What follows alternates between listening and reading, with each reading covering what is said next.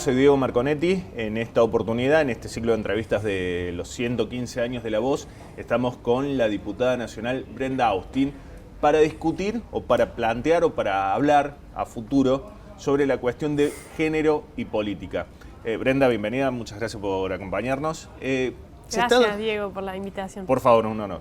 Se está trabajando en los últimos años en cambios legislativos para tratar de lograr equilibrio en la composición de las legislaturas en los diferentes estamentos. En el Consejo Deliberante se sancionó en diciembre una ordenanza, también hubo modificaciones legislativas en la Cámara de Diputados, en la cual vos estuviste también impulsando. ¿Cómo te imaginás este proceso a futuro, pensando en la Córdoba de 2030? Bueno, yo creo que es un proceso que no tiene retorno, ¿no? A mí me gusta afirmar que este es el siglo de las mujeres, como quizás el siglo pasado fue el del emergente, el movimiento obrero, ¿no? Como un actor político decidido a copar la escena política. No hay duda que la participación de las mujeres está siendo un actor decisivo, no solamente en Argentina, en nuestro país, sino también en el mundo, ¿no? Y de lo que estamos, digamos, la pelea tiene que ver por ya no concebir a nuestras democracias a través de las herramientas del cupo femenino que le dieron mucho a las mujeres, sino cambiar un poco la lógica y empezar a pensar en democracias paritarias. ¿Qué es esto? Bueno, es el derecho básicamente a participar en un grado de igualdad donde hombres y mujeres estén representados en los espacios donde se toman las decisiones.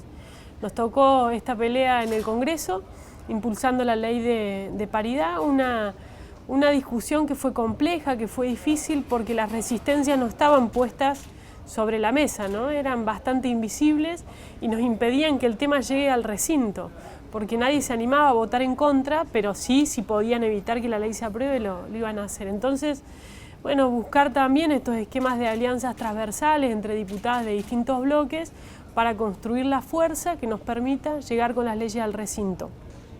Y quizás lo más importante que tuvo esa ley de paridad no es solo lo que vamos a ver ahora en el armado de las listas de diputados y diputadas, donde se tienen que conformar con uno y una, ¿no? A lo largo tanto de titulares como de suplentes, sino que la ley también tocaba la composición de los partidos políticos. Y nosotros, la verdad que con mucho orgullo, lo digo, días atrás en la convención del radicalismo, logramos que nuestro partido adapte sus herramientas, la Carta Orgánica, a la ley de paridad, para que a partir de ahora en todo el país todos los órganos partidarios tengan que respetar este principio.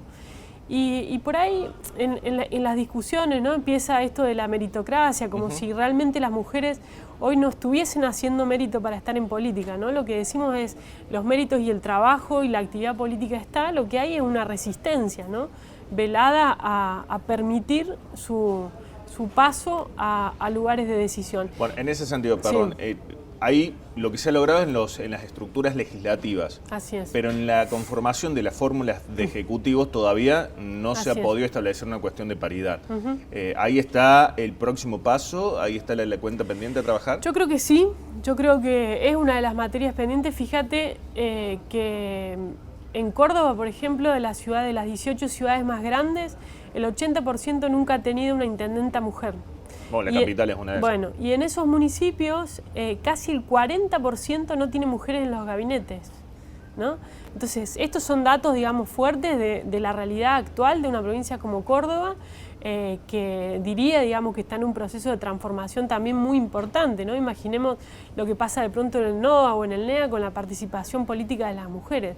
Entonces, no se trata solo de la pelea en los legislativos, sino de cambiar la lógica y buscar también el acompañamiento ciudadano a esto. Yo siempre digo que quizás algo de lo que nos falta es el costo político, la sanción a cuando en una foto no hay mujeres. Recién ahora, de un año a esta parte, más que nada, empezamos a ver como los comentarios de, bueno, en esta mesa no hay ninguna mujer, ¿no? Algunos periodistas que lo ponen sobre la mesa, o el reproche a que en las fórmulas no haya mujeres, o a gabinetes que son mayoritariamente o casi exclusivamente varones. Y me parece que ese es el trabajo que tenemos que transitar.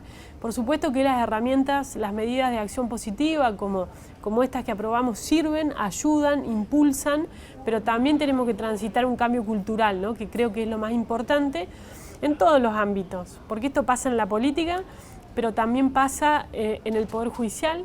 A medida que nos vamos acercando en la pirámide, en la base, en las empleadas del Poder Judicial, son mayoritariamente mujeres. Ahora, los camaristas, fiscales, los miembros de los tribunales superiores de justicia, de la Corte, son mayoritariamente varones. Pasa en el sector público, pasa también en el sector privado, en las empresas, ¿no? Entonces creo que nuestro país está dando un paso enorme, que hay un cambio generacional en la mirada, que hay toda una generación que además va a representar pronto la mayoría del padrón electoral. En Córdoba el 48% del padrón eran menores a 35 años. Y esto se empieza a sentir, ¿no?, como una demanda que reclama una mirada distinta a las mujeres como protagonistas de los espacios de toma de decisiones. ¿Se puede pensar entonces que vos lo habías marcado, el siglo de las mujeres? ¿Cuál crees que fue el disparador, ¿no? O por qué se empezó a trabajar en eso? ¿Qué corrió el velo? ¿Que se puede identificar un hecho o hechos que hayan hecho correr ese velo? Yo creo que es un proceso, son un conjunto de factores. Pensemos que en realidad no hace mucho tiempo que las mujeres están sentadas en el Parlamento, en el Congreso, ¿no? No hace mucho tiempo que las mujeres estaban peleando por el derecho al voto, ¿no? Digo, si uno piensa en la historia de la humanidad y la historia de nuestro país, pero también de los países europeos con muchos más siglos de democracia y sin embargo con la mitad de la población excluida del derecho al voto. Entonces creo que eso fue un proceso de crecimiento que tuvo un gran hito, que fue en el año 91 la sanción de la ley de cupo femenino, donde las mujeres pasaron de algo del 6% del Parlamento. Bueno, nos tardó casi 10 años, ¿no?, en llegar al 30% que decía la ley. Pero también de otro gran hito que muchas veces pasa desapercibido, que es la reforma del 94. La Constitución sabiamente incorpora ahí en su artículo 37 la igualdad real de oportunidades para hombres y mujeres en el acceso a cargos partidarios y electivos, ¿no? Es decir, ya ahí aparece esta idea de la democracia paritaria. Y después me parece que fueron procesos también acompañados por la sociedad civil, el movimiento de mujeres, el feminismo en Argentina que fue creciendo. Ni Una Menos fue un actor central de esto, ¿no?, de las masivas movilizaciones en las calles. Fíjense que nosotros logramos la aprobación de la ley de paridad, o las 2 medias sanciones, justo un día donde había una movilización de Ni Una Menos afuera en las calles, ¿no? Esta idea de que lo que estaba pasando afuera interpelaba a los poderes públicos a pensar herramientas y mecanismos para trabajar en la mayor visibilidad de las mujeres. Y algo que marcabas al principio, ¿no?, que no es menor, que es la transversalidad en la fuerza política. Gente del radicalismo, del PRO, del PJ, del Frente para la Victoria, Unidad Ciudadana, Izquierda, todo, digo, por ahí ese hecho también hay que destacarlo en una política argentina que suele ser bastante egoísta en su trabajo, ¿no? Digo, eso también es un hecho que es histórico, se podría plantear, Yo creo que ¿no? sí. Yo creo que sí, no tengo dudas, digamos, eso tiene una historia en nuestro país. Cuando uno piensa en las primeras mujeres que peleaban por el acceso al derecho al voto, al sufragio, a comienzos del siglo pasado, bueno, aparece la alianza entre algunas de ellas como Julieta Lantieri, como Alicia Moró de Justo, ¿no?, como las mujeres radicales, como Elvira Rawson. Tiene ese origen, tiene después otro hito en la ley de cupo, que fueron diputadas de distintos bloques, pero que creo que ha dado como un salto enorme y que a nosotras nos ha dado la herramienta para plantear agenda en el Congreso.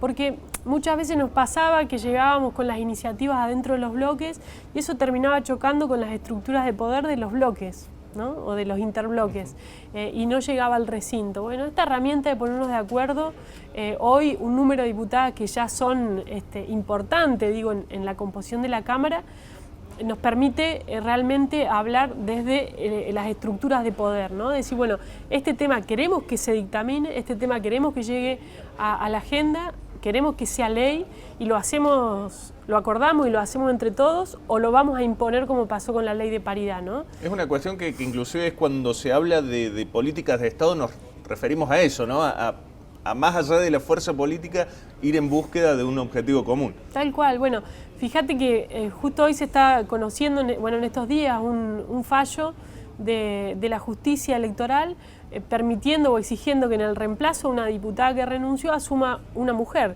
¿no?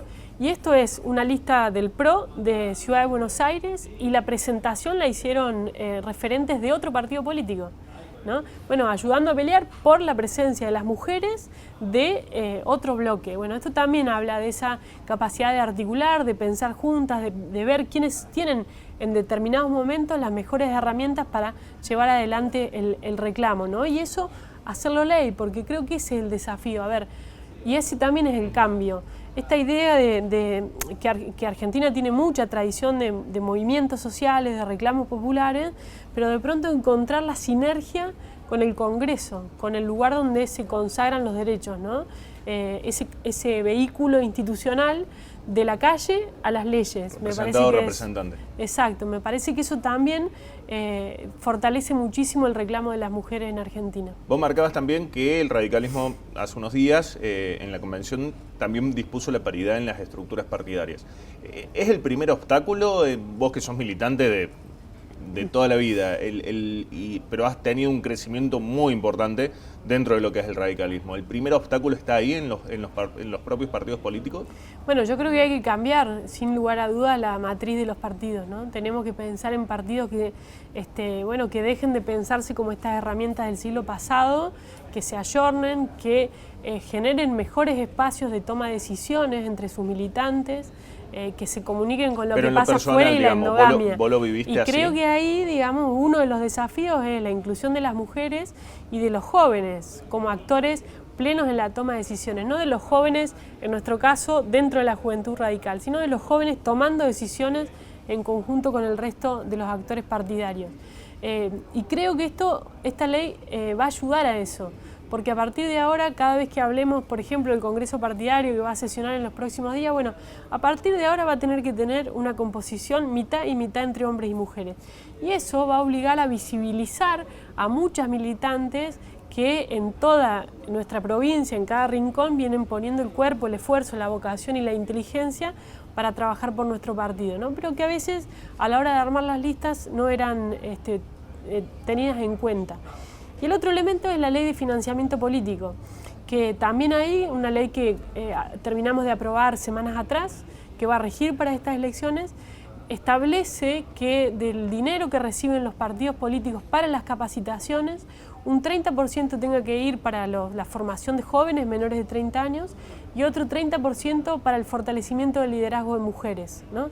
Creo que la combinación de los dos factores, la paridad en los órganos de gobierno y la necesidad de generar espacios de formación y de liderazgo de mujeres van a servir van a contribuir a la transformación de esta cultura política en nuestro país. La última te llevo a la primera pregunta. Digo, ¿cómo, con todas estas bases que hemos charlado todo este tiempo, cómo pensás la Córdoba de 2030 en cuanto a la paridad política? Bueno, me la imagino y trabajo para eso, ¿no? Por una Córdoba donde las mujeres realmente sean protagonistas, donde cuando pensemos en el armado de una fórmula no se nos ocurra no incluir a una mujer, donde las mujeres nos animemos a disputar los liderazgos también y donde en definitiva empecemos a pensar en la política como un espacio que es capaz de representar la diversidad que ocurre en la sociedad y que es capaz desde ahí de transformar para generar condiciones de igualdad para todos. Y una intendenta o una gobernadora también, ¿no? Exactamente, me parece el paso que le está haciendo falta a nuestra Córdoba, ¿no? Ya tuvo, bueno, su primera rectora mujer después de 400 años, bueno, es hora también de que pensemos en la posibilidad de disputar, las mujeres de los distintos bloques los liderazgos adentro de nuestros partidos. Gracias, Brenda. Gracias a vos.